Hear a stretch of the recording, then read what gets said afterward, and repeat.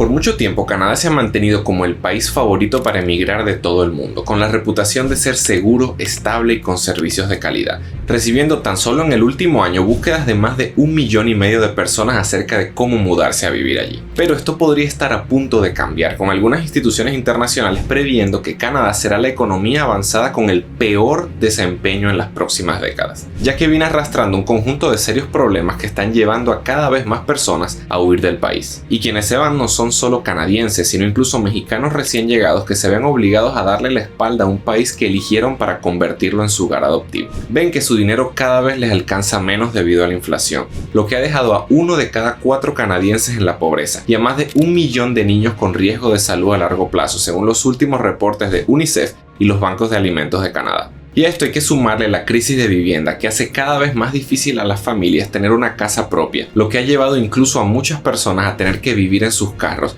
Y según los últimos datos del Parlamento, ha aumentado la cantidad de personas en condición de calle en 20% desde la llegada de Justin Trudeau al gobierno. Un gobierno que llegó en 2015 con mucho optimismo y promesas de cambio. El gobierno crearía más viviendas de bajo costo, reduciría el costo de vida y traería verdadero bienestar para la población. Pero para muchos, ese sueño canadiense podría estar convirtiéndose en una pesadilla.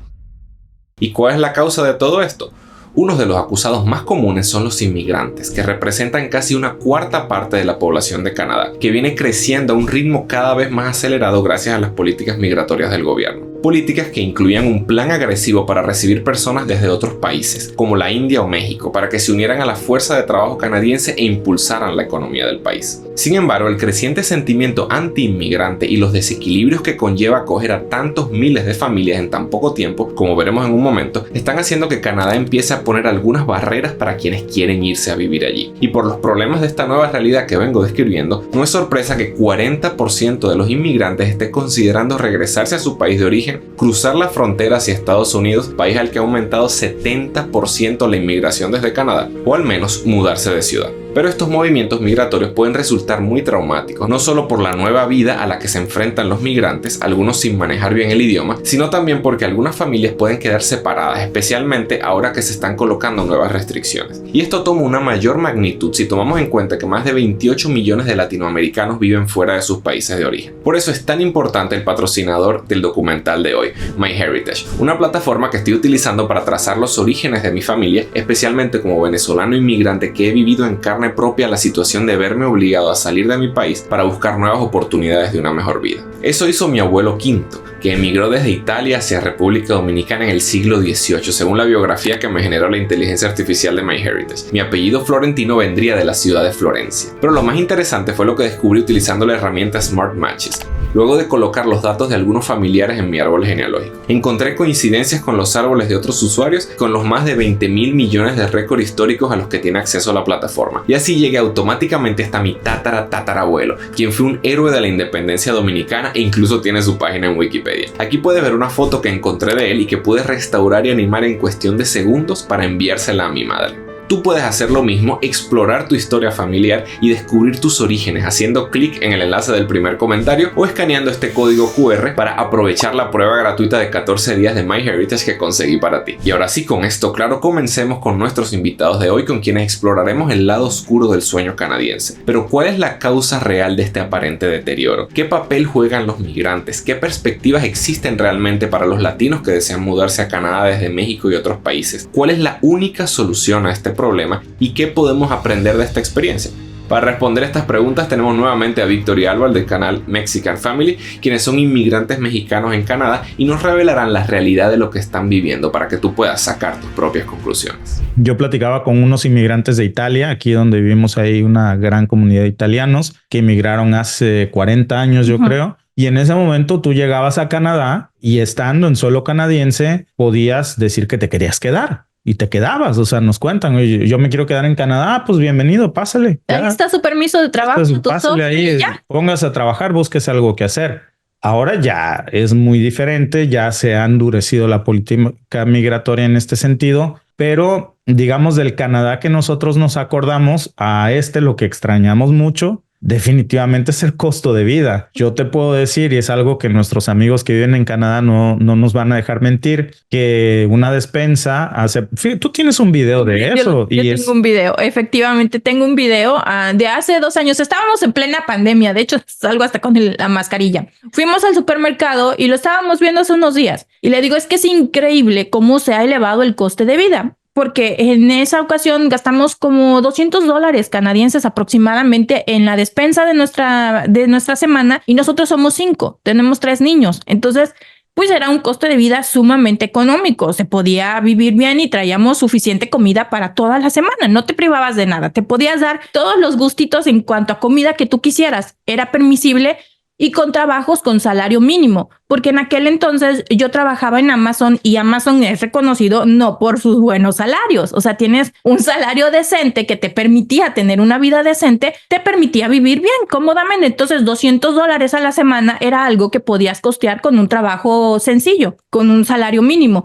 Ahora estábamos viendo y decimos, es que vas al supermercado y compras comida para 2 días y ahí están los $200. Ya para la semana completa necesitas agregarle otros $200 o 300. O sea, ya los $200 no te sirven para comer 5 la semana completa. Y luego veíamos los precios. Desafortunadamente, la carne está costosísima. La carne se ha vuelto aquí en Canadá un privilegio para muy pocas personas, porque 2, 3 filetitos de carne son $40 o $50 canadienses, que vienen siendo para alguien que gana el salario mínimo 3 horas de trabajo comer un filetito de carne para una comida. Entonces eso lo hace un poco más complicado. Pero aún así, déjame decirte que pues hay trabajo, a lo mejor hay que buscarse otro más. Y lo hay, pues. Ser más creativo a la hora de ir al súper. Sí. Se vuelve uno más creativo. A la hora de hacer la despensa, se vuelve uno más creativo. Entonces, a lo mejor no me llevo esa carne porque está muy costosa. Puedo comprar pollo o a lo mejor como más verduras, como más fruta y le va uno variando. Se vuelve uno más creativo, honestamente. Más recursivo, ¿no? Sí.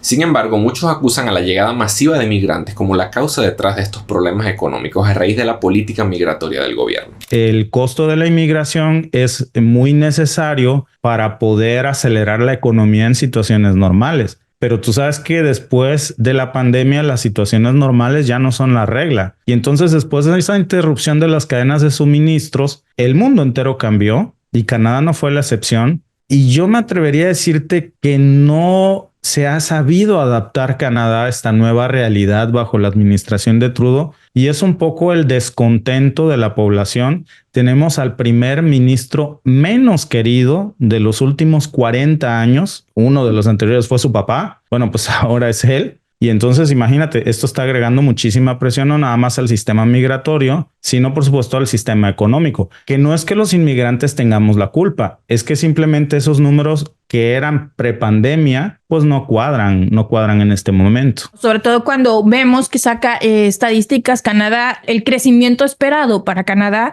y el crecimiento esperado es del 1% para este 2024, cuando con economías similares se esperaba un 1.7%. Entonces, eso le agrega mucha más presión. La gente está muy molesta porque dice, si ha mejorado el salario mínimo, ha crecido, ha aumentado en varias provincias, es que el salario mínimo aquí en Canadá no es general. Entonces, cada provincia, que son los estados, tienen sus salarios mínimos. Cada provincia regula eso. Han aumentado, pero no es aún suficiente. Entonces, tenemos el problema de la infraestructura con la de las casas, que ese es un sector que está mostrando una contracción de 1.4%. Entonces, eso impacta muy fuerte en la economía. De hecho, al inicio de año, la Universidad de Guelph, aquí en Canadá, que es muy reconocida aquí en Ontario, sacó una investigación que ellos hacen, en donde decía que ahora una familia de 4 personas había perdido el poder adquisitivo de $1,000 canadienses mensuales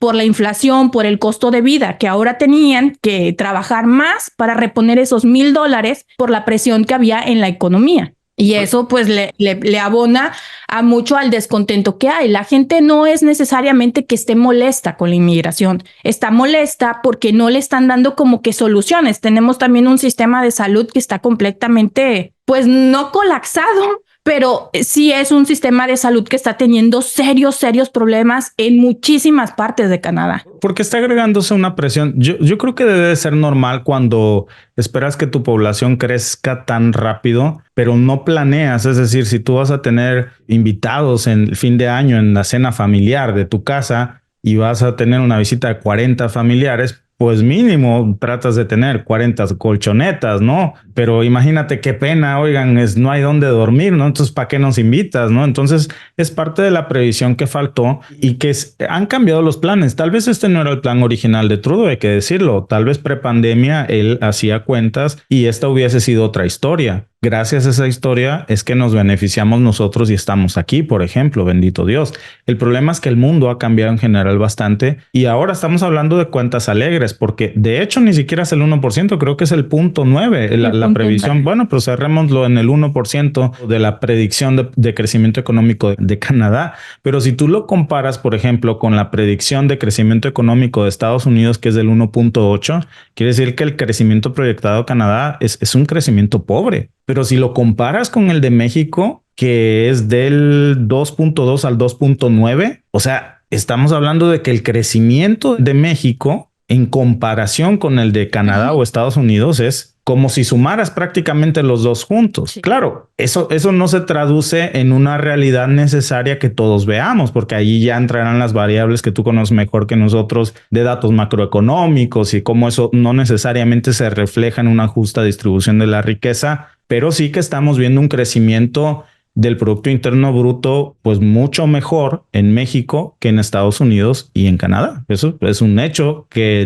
no lo digo yo, lo dice el Fondo Monetario Internacional, ¿no? Pero esto hay que agregarle el factor que discutimos en el video anterior sobre Canadá, el gran déficit de vivienda que existe en el país porque la población está creciendo muy rápido y así también la necesidad de vivienda. De Trudeau, de Justin Trudeau. Bueno, actualmente se construyen 240,000 viviendas anuales, ese es el promedio.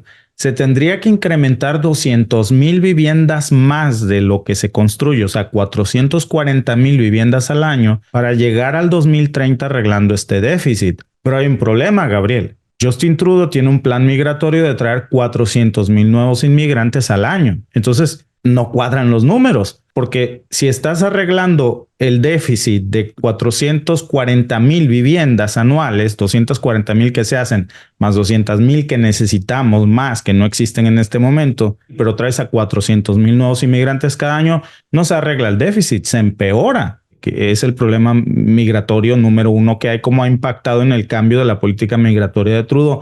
Por eso, ahora vemos cómo está cerrando prácticamente todas las puertas de la inmigración, residencias temporales, ofertas de empleo, ha impuesto visas a muchos países que antes no los tenían, incluyendo a México, por la menor excusa posible, válidas o no, pero es una circunstancia que no se veía hace unos años. El otro gran problema, Gabriel, es que el hecho de que se llegasen a construir esas casas, que no serían 440,000, porque si hacemos cuentas, te traes a 400,000 inmigrantes más, pues entonces eso quiere decir que la carga de vivienda ya va a subir por lo menos a 600,000, suponiendo que estos nuevos inmigrantes se dividan en, 200,000 familias, ¿no? O 300,000. Te lo tengo que decir, este es uno de los grandes problemas del por qué se ha cambiado drásticamente la política migratoria canadiense. Ya esos niveles de inmigración, esos programas de inmigración tan acelerados, tan fáciles, pues se han disminuido. Incluso ya se está hablando de la posibilidad, que es una de las propuestas que trae el Partido Conservador,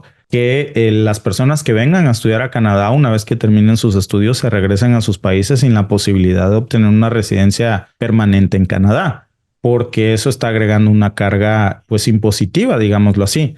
No con esto te quiero pintar un país de desastres en donde todo eso está mal, ¿no? Pero en esta nueva realidad de la pandemia, que además yo creo que coincide mucho con la realidad de los países del G7, no nada más es Canadá. Por ejemplo, hay un fuerte sentimiento anti-inmigrante en toda Europa, principalmente en Francia, en Italia y en España. Y se está generando, si te fijas, por las mismas razones que estamos viendo en Canadá. Lamentablemente, la gente busca un culpable y no somos los inmigrantes. Pero de alguna manera, pues a alguien le resulta siempre más fácil en la estridencia del discurso, pues señalar a los inmigrantes, que no fuimos la causa, tampoco vamos a ser la solución si nos vamos o si cierras las puertas a la inmigración por completo. Pero lo que sí es un hecho es que se tienen que replantear las políticas migratorias a una nueva realidad post-pandemia. Y yo creo que ese es el problema por el que en estos momentos Canadá todavía no se está poniendo de acuerdo en cuáles van a ser esas nuevas realidades. Yo, por ejemplo, si me lo permites, diría, por ejemplo, uno de los grandes problemas de la inmigración canadiense es que se supone que tenían que venir para cubrir las demandas laborales que había en Canadá, que no se lograban cubrir. El problema es que muchos de los inmigrantes no logran acoplarse inmediatamente al mercado laboral al otro día. Eso toma tiempo, sobre todo si tienes que encontrar una vivienda. Si a un inmigrante, imagínate el clásico que nos pregunta, yo quiero emigrar, no sé inglés, pero aprendo rápido. Bueno, ese aprendo rápido puede tomar 3 meses, 1 año o 2. Entonces, si eso sucede, no hay una integración inmediata al mercado laboral y entonces eso alenta un poco las cosas. Pero yo creo que ya la nueva realidad debe de adaptarse al nuevo mercado laboral en donde beneficiaría mucho a América Latina, porque si uno de los grandes problemas de la inmigración en estos momentos es que nos faltan 1.8 millones de viviendas para salir del atorón del problema en el que estábamos, más el que se sigue acumulando, ¿qué creo yo que necesita Canadá con urgencia? Constructores. De verdad, más que doctores, más que ingenieros, más que matemáticos o físicos, realmente una urgencia del momento son los constructores. Y no nada más lo pienso yo, incluso yo escuchaba un discurso de Pierre Poilievre, el líder de la oposición, que decía, cuando yo asuma como primer ministro, porque él ya casi se ve como el nuevo primer ministro de Canadá, Trudeau no creo que dure mucho, dice, lo primero que voy a hacer es acelerar políticas migratorias, sobre todo para personas que se dediquen a la construcción, porque ¿de qué te sirve traer a ingenieros, doctores y todo si no vas a tener un lugar para que vivan? Claro, sobre todo también cuando estamos viendo los números, que en este año el sector de la construcción tuvo una caída del 1.9%, que es fuertísimo, sobre todo cuando hay el alto número de casas que hacen falta. Entonces, lo que tiene que hacer el gobierno es replantear el tema inmobiliario para que haya las casas que faltan, que son muchas, y sí, que sigan viniendo los inmigrantes, porque de eso nos beneficiamos todos, no nada más los que ya estamos aquí, que haya las oportunidades para que más personas puedan venir, pero sí se necesita que haya casas para que todos podamos aspirar algún día, ¿no? Tener una casa, sobre todo cuando estamos viendo que hay poca vivienda y si no se construyen nuevas, pues eso se vuelve aún más insostenible. Bueno, y ahora quisiera como el tema de Canadá, ustedes que están viviendo allá y están viendo todo directamente, como contrastar un poquito lo que era Canadá antes, porque claro, Canadá se posicionó como un país súper atractivo, por algo ustedes fueron para allá, por algo mucha gente se muda hacia Canadá, entonces de repente profundizar un poquito en eso. ¿Qué ven ustedes que le dio ese éxito a Canadá? ¿Y cuál es la situación actual? Además de, porque claro, hablamos bastante del tema de la vivienda, pero sé que ustedes han mencionado temas como, por ejemplo, el tema de la criminalidad, el tema de la calidad de los servicios. Bueno, también mencionamos un poquito el alto coste de la vida. Y algo que también se menciona un poco, especialmente con el gobierno de Trudeau, que como mayor control por parte del gobierno y demás. Pero, ¿qué pueden comentar ustedes respecto a ese contraste de lo que los hizo llegar hasta allá y lo que hace que incluso mucha gente se vaya? Porque conozco hasta amigos que se han ido incluso de Canadá. Un colombiano, por ejemplo, se había ido a Canadá y ahora se vino a vivir aquí a República Dominicana, a la playa, como cambiando un poquito el ambiente. Sí, ¿Pero qué pueden comentar? Sigue teniendo mucho desencanto Canadá, la gran mayoría. Yo también te diría que el mundo entero está pasando por una situación sumamente difícil. Nosotros hablamos con nuestras amistades de nuestra ciudad y nos dicen, oye, es que México ya no es lo que tú te acuerdas que era. La situación ha cambiado muchísimo. Y nosotros le decimos, bueno, también déjame te cuento que Canadá ya no es el que era. O sea, la realidad es que el mundo entero ya es muy diferente. Canadá sigue teniendo muchísimo desencanto, por ejemplo, altísimos niveles de seguridad, una calidad educativa muy buena, una infraestructura de primer nivel, una economía sólida que si no atendemos a tiempo se puede meter en complicaciones con el tema de las tasas de interés. Hay ligeros indicios, no los que esperaríamos, pero que parece que son positivos. Por ejemplo, hubo una reducción de las tasas de interés, 0.25%. Sí. Si tú quieres, no es una que digas, puta, qué ofertón, dame 2 para llevar. Pero por lo menos ya no estamos hablando de un incremento de los tipos, sino de una reducción del 0.25. Me parece algo positivo. ¿Qué es lo que yo creo que ya no hay ahora que había antes? Comenzando con la facilidad de los programas migratorios. Sí. se han reducido muchísimo. Por ejemplo, de entrada, los mexicanos ya necesitamos visa para ingresar a Canadá. Antes era tan fácil como tramitar un permiso electrónico al momento prácticamente, que te costaba $7 y que te duraba 5 años. O sea, imagínate, era sumamente sencillo.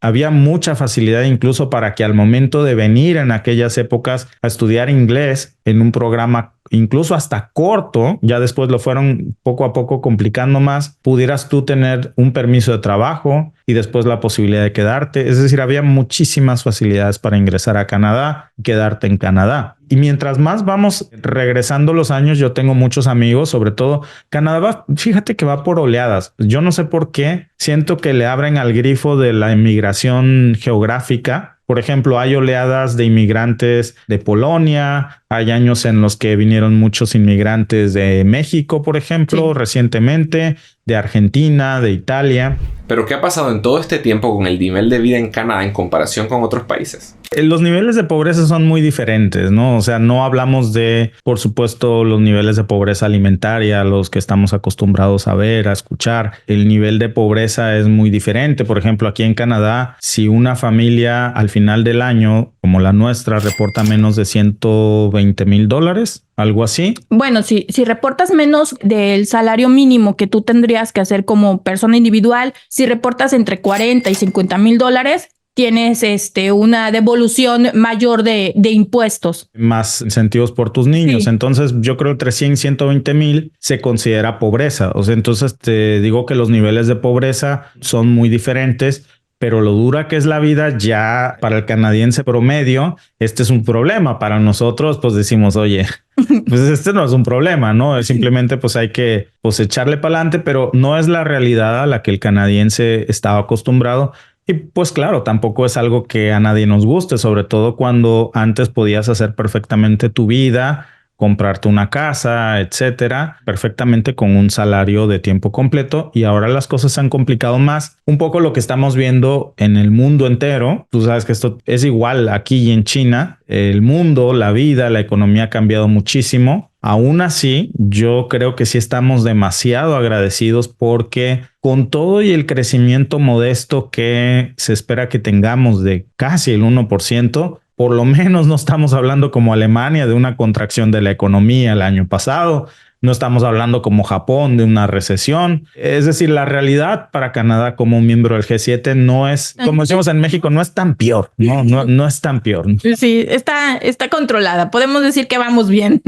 Pero se van haciendo propuestas para solucionar algunos de estos problemas, como el caso de la vivienda específicamente, cuyas causas y posibles soluciones exploramos a profundidad en el video anterior. Y con esto quiero agradecer a MyHeritage, patrocinador de este documental, por hacerlo posible, y te invito a utilizar la plataforma para descubrir los secretos de tus orígenes. Soy Gabriel González Florentino, el economista y youtuber, y recuerda que todo sistema tiene su método y el método funciona.